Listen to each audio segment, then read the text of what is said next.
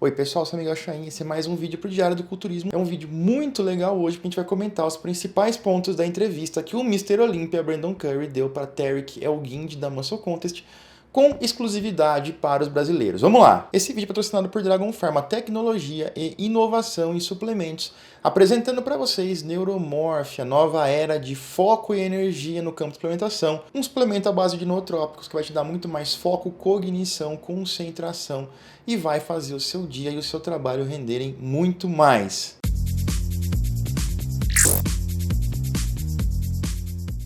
E lembrando para vocês sobre a promoção que está rolando, o sorteio que está rolando no canal. R$ 2.000 em produtos da Dragon Pharma. Se inscreve no canal, não deixe de participar, tá aqui embaixo as regras e vamos pro vídeo. Nessa segunda-feira, o Tarek El-Guindi, um dos diretores do Muscle Contest International, árbitro do Mr Olympia, fez uma entrevista exclusiva para os brasileiros com o atual Mr Olympia, Brandon Curry. Eles falaram sobre muitas coisas, foi muito legal a live. O Brandon Curry falou que gosta muito do Brasil, que já veio para cá algumas vezes, que acha muito legal, gosta do povo, acha que é um país que tem muito futuro no bodybuilding. E o Tarek El-Guindi fez várias perguntas e agora a gente vai passar aí pelos pontos principais e mais interessantes. Ele deu a opinião dele sobre alguns assuntos, falou de alguns atletas, foi muito legal a entrevista com o Brandon Curry. Vamos ver.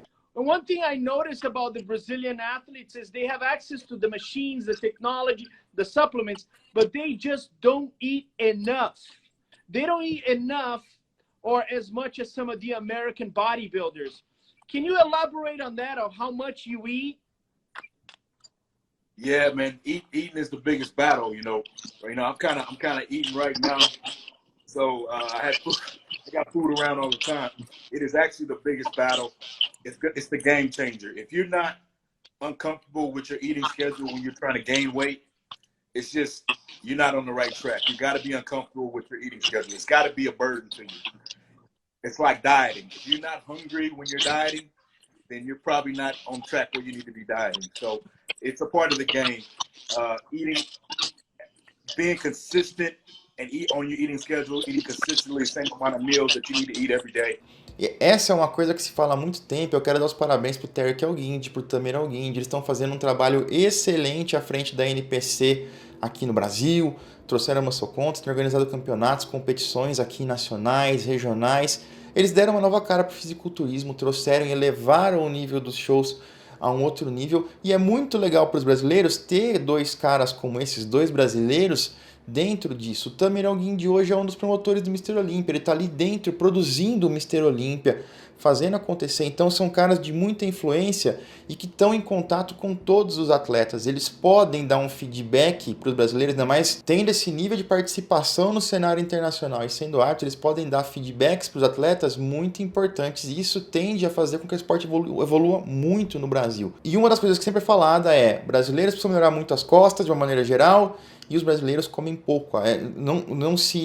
Ele fala o seguinte, antes de perguntar isso para o Brandon Curry, ele fala assim: quando você veio para o Brasil fazer um guest posing lá em Fortaleza, uns meses atrás, teve um cara, um dos campeões olhou para você e me chamou de lá e falou o seguinte: eu preciso ser desse tamanho, você precisa ser grande assim para estar no palco do Mr Olympia? Ele falou: precisa. O Olympia é o maior palco, é o maior show do mundo, e os bodybuilders têm que ser grandes, precisam de volume. É óbvio que volume não é tudo, a gente entra naquela discussão de volume, condicionamento, não é nada disso. A questão é, o cara, mesmo estando bem condicionado, ele tem que ter um volume elevado, e geralmente os atletas acabam comendo pouco, e ele fala ali: se tá confortável para você, se tá legal, se tá tranquilinha a sua dieta, tem alguma coisa errada. O bodybuilding, ele é um esporte extremo, e ele exige atitudes extremas dos atletas. Então, é o que a gente sempre fala, às vezes se fia muito nas drogas e pouco nos treinos, pouco na dieta, toma mais GH e dá uma relaxada na comida. É muito importante fazer tudo muito certo. Se tiver muito fácil o off, se no cutting você não tá faminto o tempo todo, tem alguma coisa errada. Eu lembro no seminário de um cara, um norueguês profissional, meio dos anos 2000, Tommy Thorvildsen, que era um cara que era muito amigo do Valdemar Guimarães, e ele deu um seminário. E era um dos caras muito bem condicionados, era um dos caras que tinha o glúteo mais fibrado na época. Ele falava o seguinte, que ele chorava de fome de madrugada. Falava: eu chegava na última refeição, eu comia, eu tava com fome ainda, eu não podia comer mais, eu não tinha o que fazer, eu não conseguia dormir de fome, tinha um monte de... enfim, e eu só tinha, eu chorava de desespero, mas ele não furava a dieta. Ele nunca foi um cara excepcional, nunca foi um cara que conseguiu excelentes colocações, mas ele era um cara extremamente consistente no condicionamento. Era um cara que conseguiu extrair o máximo do físico dele, e para isso ele tinha que ser super dedicado. Vamos continuar vendo o vídeo? And Yes, sir. when I saw this picture, I said to myself, Brandon looks humongous. Talk to us a little bit about the, training in Kuwait, that concentration. It's like an NFL training camp, how, the athletes are all, driven to that. Was that one of the main focus for you to have this huge growth spurt? Yes, definitely. It definitely was the main reason for the huge growth spurt, because I had to isolate myself to avoid all other responsibilities and just focus on bodybuilding. And Kuwait gave me the opportunity to do that, along with being a coach that was going to change everything on site. It's not looking at pictures. Everything is done in real time. So it's analyzing my body on real time. He's there when I train. He's there when I do cardio. He knows all my energy levels throughout the day, and we're able to make detailed adjustments every day. So when it comes to gaining, he's looking to see those changes on a daily basis, on a regular basis, seeing how my appetite is, changing the carbohydrate intake on a regular basis to see how quickly my body loses or gains. So it's consistent adjustment, but the training I'm pushed to the max because I can rest the rest of the day. I can recover optimally the rest of the day. If I need to go massage therapy, I need to go to the cold tubs or the jacuzzi to relax, I can do that because all the other responsibilities are out of the way. E aí ele fala um pouco como que é estar no Quiet, como que é estar na O2, na Oxygen Gym, treinando. Aí ele falou que é muito importante ter um coach do lado dele. A gente sabe que a carreira do Brandon Curry evoluiu muito depois que ele começou a treinar lá na Oxygen Gym. A gente sabe também que teve caras, o Nathan DeAsha foi e voltou, não foi muito bom para ele ficar longe da família. O Regan Grimes ficou com medo e voltou, nunca mais apareceu lá. Parece que os treinos eram muito pesados para ele. Então tem um folclore todo em cima da Oxygen Gym, do Quiet, como que é lá. É um centro de treinamento muito sério, muito focado, onde os caras vão só treinar. Isso é fato. O Balestrin me falou também em entrevista, vou deixar o link aqui embaixo para vocês ou aqui em cima, em algum lugar, como que é o esquema lá. O negócio também é meio militar no sentido de treinamento, mas eles têm todas as condições de treinar e fazer o melhor. Então é um lugar onde basicamente não se tem distrações, o cara tá sem família, não tem trabalho e manda o pau. E isso mostra muito do profissionalismo do Brandon Curry, no sentido de sim, eu tenho uma missão, eu preciso cumprir isso e vou. Ele tem muitos filhos, tem vários filhos, tem mulher, e ele fica meses lá no Quiet, porque é a profissão dele, é o que o trabalho dele exige para ser o melhor. E ele faz isso. Eu acho que o Brandon Curry é muito pouco reconhecido nesse sentido. E dando sequência na entrevista, o Tarek Alguinde, ele pergunta o seguinte: quando você venceu o Arnold em 2019, isso mudou seu foco? Porque lembra, pessoal, só recapitulando, em 2018 o campeão foi o Sean Roden, em 2019, em março, no Arnold, o Brandon Curry venceu, e aí o Tarek Alguinde pergunta: isso mudou seu foco para o Olympia 2019? Isso fez com que você virasse a chave e falasse: bom, agora eu tenho chance de ganhar e eu tenho pressão em cima de mim e não sei o quê? E ele vai dar essa resposta aqui, ó. No, it didn't change me. It was about the plan. It was about the plan. After the Olympia in 2018, in fifth place, I knew Sean got fifth place the previous year, and I had a chance to win the Olympia. So I only did the Arnold to go in and win the title and set the stage and the narrative for the Olympia. So that's what the goal for me and my coach is. We're going to win the Arnold, and then they'll be talking about us facing Sean Roden with the title and taking the title. So that was the narrative we wanted to create, and that's the narrative that we started to get. Of course, Sean didn't make it to the Olympia, so that left me on an island wondering, okay, trying to get that motivation to see who I'm going to challenge. So I just came in to try to be the best I can be, with not having really the expectation that I originally had for battling Sean. I mean, I was hoping Phil was going to come back. There was some talk about it, but it never manifested in that fashion. So I just had to take that situation and focus on, okay, bringing a package that can beat William and Hardy that was coming to the show, who's new to the Olympia stage. Então a gente percebe que ele já tinha um foco, ele tinha um programa junto com o coach dele, que era justamente isso. A ideia era, se eu venço o Arnold, eu ganho, as pessoas falam de mim, eu ganho momento, eu ganho impulso para ir pro Mr Olympia. E realmente, sempre que o cara ganha um Arnold, ainda mais um Arnold cheio de estrelas, ele tem esse negócio. Meses depois, soltou-se aquela bomba do Sean Roden, do estupro e tudo mais, da impossibilidade de competir no Mr Olympia, e aí o Brandon Curry mudou, ele não tinha mais um alvo, porque imagino que o atual Mr Olympia, os caras imprimem uma foto, cola na parede e fica fazendo o cara de alvo, é uma coisa que o cara tá ali, eu preciso esperar esse cara para ganhar o Mr Olympia. E naquele momento ele não tinha mais um campeão para superar, ele estava aberto o trono, qualquer um podia pegar, mas ele precisava, ele se focou, quero chegar ao melhor Brandon Curry que eu puder, mas ele começou a se focar e fazer o possível, porque ele sabia que tinha que superar agora, não mais o Sean Roden, mas tinha que superar Bonac e Hadi Chopin. Ele meio que sabia que o Bonac ele conseguia vencer, já era uma coisa ali que ele já tinha acontecido, o Bonac, mas ele tinha um negócio com o Hadi Chopin. E aí tem aquela história, mas ele tinha um negócio com o Hadi Chopin, porque em 2017 eles tinham competido juntos já no San Marino Pro, o show de estreia do Brandão.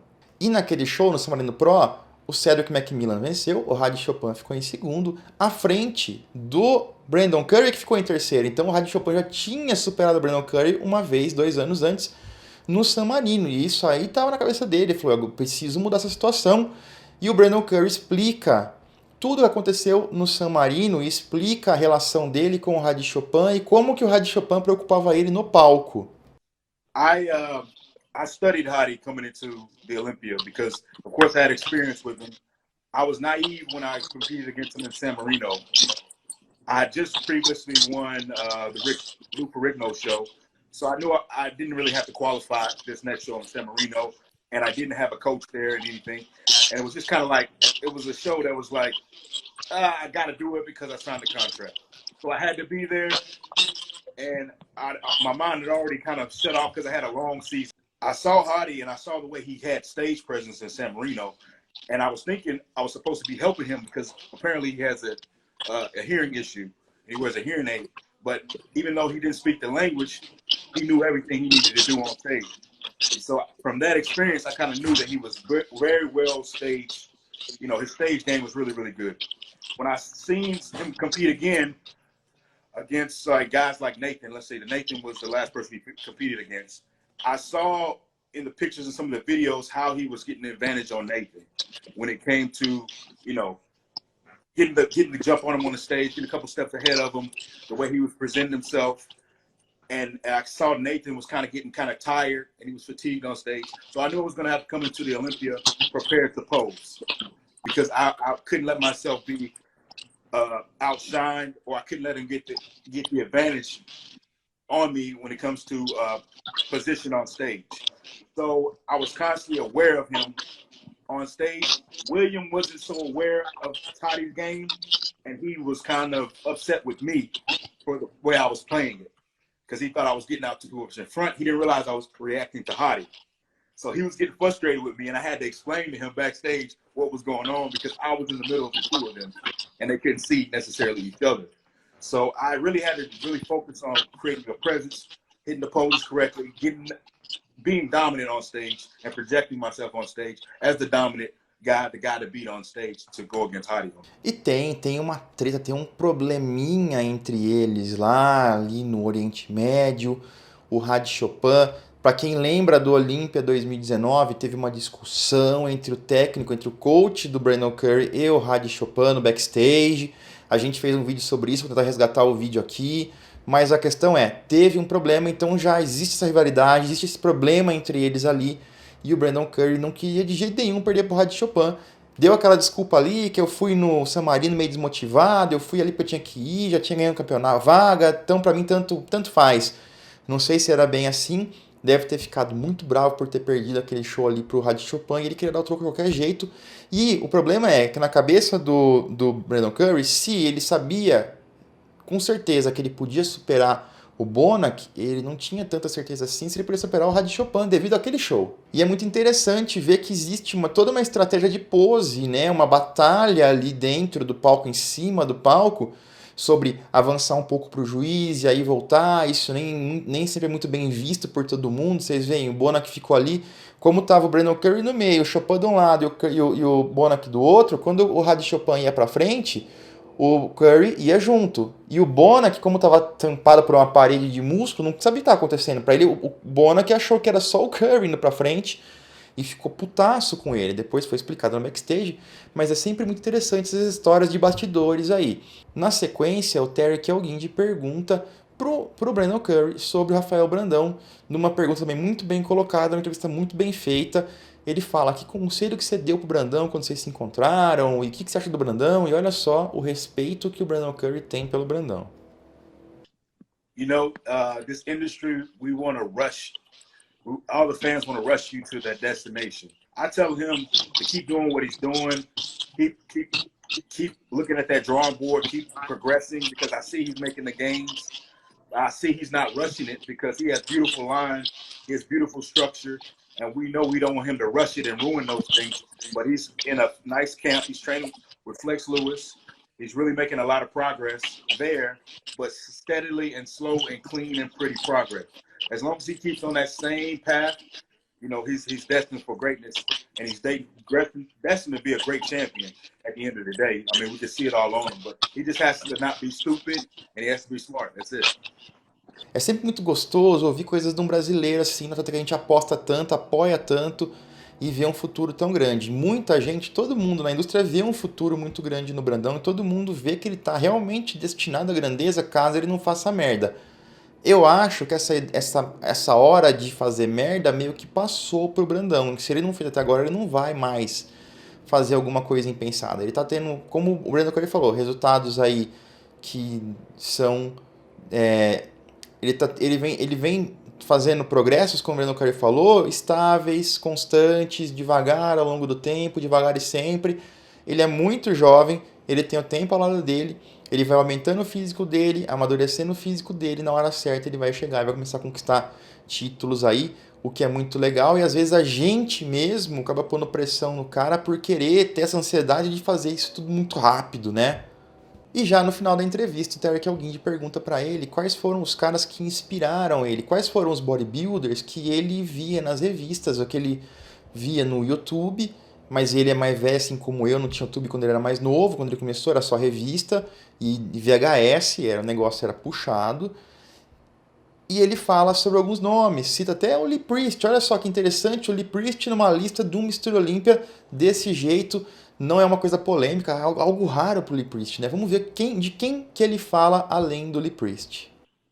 Well, you know, back in the day, we didn't have YouTube and all that kind of stuff, so we either had the DVDs or we're looking in the magazines. And when I first saw Sergio Olivia with the Pool Cube and the Rolex in the magazine, I had to cut it out. It's one of the first pictures I had to cut out and put somewhere because I thought, man, I was like, man, I wanted to look like that. And then I remember seeing first images of Kevin Larone in the magazine when he cut the hair off bald. And he was just really, really thick back in the day. And I'm thinking, man, these guys look incredible. I didn't even want to be a bodybuilder back then. I was just searching through the magazine. And another guy that really impressed me was Lee Priest, because I didn't know how short he was in the magazine. But when you saw a picture of him in those Twin Lab ads, it was like, this dude is a monster. You know, he was incredible. So looking at the guys like that coming up in the magazines, not really knowing bodybuilding, you know, that was who's really struck me. Then when I got more into bodybuilding, it was Lee Haney. And just seeing how he just dominated, and he had the most effortless Mr. Olympia career ever, retiring in his mid-30s, and then being such an ambassador of the sport, being such a great businessman, and just a representative outside the sport. So I really admired him as well. And then, of course, nobody can grow up when I grew up and not be awed by Ronnie Coleman. Like, the first time I saw Ronnie Coleman in person, man, it was just like a mountain of muscle going by me. And then being that I got to work with him, and him being such a cool and laid back guy. E é muito legal ver as raízes de um bodybuilder como esse, um cara que chegou tão alto no esporte, que venceu o Arnold, venceu o Mr. Olympia, e saber de onde ele veio, saber quem são os ídolos dele, quem são os caras que o inspiraram. Muito legal ver isso aí. Muito legal também a entrevista que foi feita com o Brandon Curry. Uma iniciativa muito legal do Terry Guild, muito bem feita. E o Brandon Curry é um dos Mr Olympias aí que tem mais sido, vamos dizer, um bom embaixador, no sentido de não causar polêmica, de levar o bodybuilding de uma maneira sem problemas, não polêmicos e mais limpa para o grande público, porque eu acho que é isso que falta um pouco também para o bodybuilding ser um pouco mais mainstream. Ter um cara, ter um campeão que não se envolva em polêmicas, pelo menos nesse momento de desenvolvimento do bodybuilding como esporte. A gente pensa que o bodybuilding como esporte é uma criança engatinha ainda, em visão de público, em marketing, em investimento financeiro, esse tipo de coisa. Para o esporte crescer, ele precisa de mais embaixadores, mais pessoas que tragam uma visão um pouco mais positiva para o esporte. O Brandon Curry faz isso com muita maestria. E eu quero saber a opinião de vocês em relação a isso. Deixe seu comentário sobre tudo que ele falou aqui. Vocês concordam com tudo? Discordam de alguma coisa? Tem mais dúvidas ou questionamentos ou discordam do Brandon Curry? Quero saber a opinião de vocês. Eu vou ficando por aqui. Até a próxima. Valeu!